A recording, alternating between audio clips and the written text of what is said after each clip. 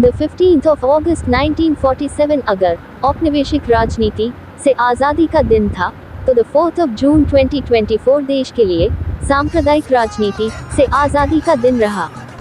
ये सांप्रदायिक राजनीति के अंत और सामुदायिक राजनीति की शुरुआत है। ये नव आशावाद, नई उम्मीद के युग की शुरुआत है। इसने तोड़ने वाली राजनीति को तोड़ दिया है, जोड़ने वाली राजनीति की जीत है।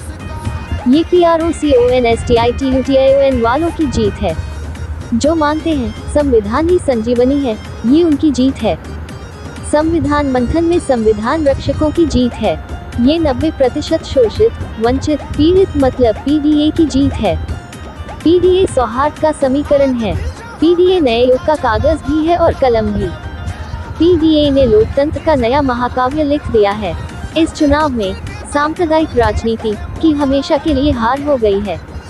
ऊपर से नीचे की राजनीति का अंत हो गया है। अब नीचे से समाज की जो आवाज उठेगी, वही राजनीति का आधार बनेगी। देश किसी की व्यक्तिगत महत्वाकांक्षा से नहीं, जनाकांक्षा से चलेगा। मतलब अब मनमर्जी नहीं, जनमर्जी चलेगी। इस चुनाव में धन छल बल की नकारात्मक राजनीति की शिकस्त हुई है। इस चुनाव के बाद सकारात्मक राजनीति का नया दौर शुरू होगा। इस चुनाव के बाद किसी राज्य की अर्थव्यवस्था को किसी और राज्य के चंद लोगों के लाभ के लिए लूटने की स्वार्थी चालबाजी का खात्मा हुआ है। इस चुनाव के बाद जनता के प्रति दायित्व का बोध बढ़ेगा। इस चुनाव ने एक बेलगाम राजनीति की नाक में हमेशा के लिए नकेल डाल दी है। अभी बुनियाद तैयार हुई है। हम सबको मिलकर इमारत बनानी शुरू करनी है।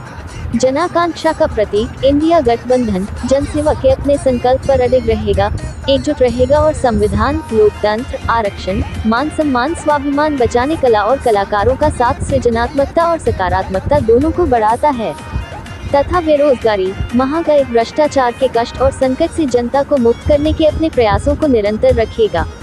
इस चुनाव ने साबित कर दिया है कि मनमर्जी नहीं, जनमर्जी सबसे बड़ी होती है।